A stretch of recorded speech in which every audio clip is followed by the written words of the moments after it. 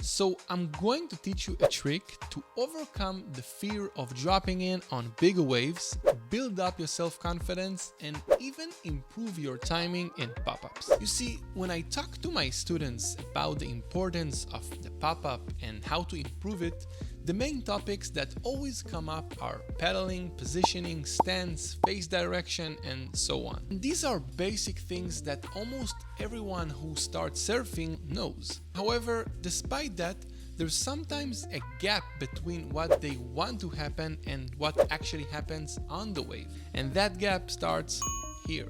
It's as if you have all the tools and you know exactly what needs to be done, but when a wave approaches and you need to paddle towards it, you're not paddling with enough strength and you're not in the right position, and then you lose all the momentum you had and the wave either passes you by or alternatively it knocks you down with it. Now, you don't need to be a psychology professor to understand that the element of self-confidence plays a significant role here.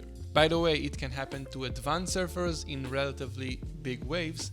It happened to me in Mexico in a wave called Puerto Escondido almost 10 years ago. And I wiped out several times until I finally managed to deal with that fear. And actually a couple of years later, I surfed one of the biggest swells in the Maldives with a lot more confidence and success. So what's the secret? The answer is the 5-second rule. Did you know that 40% of our day we operate our brain without thinking?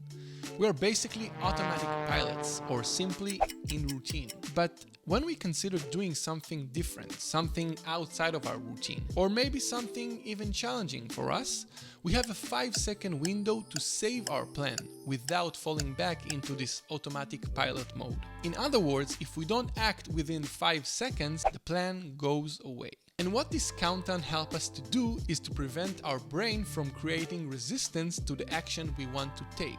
By keeping our brain busy counting backwards, it distracts us from any potential resistance and allows us to proceed with the desired action. Now, it's clear that as you get closer to 1, you'll be less focused on counting, so I don't expect you to try to time it perfectly.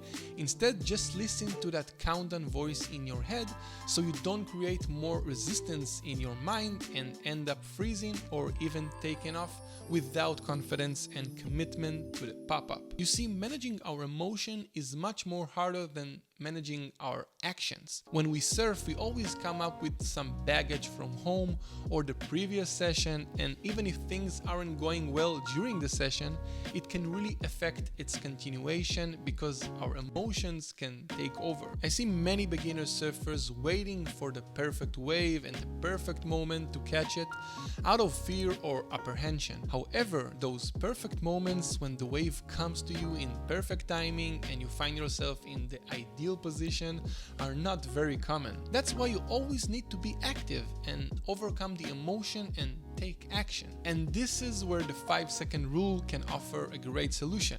Because by directing our bodies to take immediate action, we seize the opportunity and increase our chances to success in both pop-up and surfing itself. By the way, this rule is not something I came up with. It's a rule spoken about by a woman named Mel Robbins, and there's even a book about it. So if you want to continue and learn about pop-ups, I really recommend about this video here. It's gonna help you for sure. See you on the next one.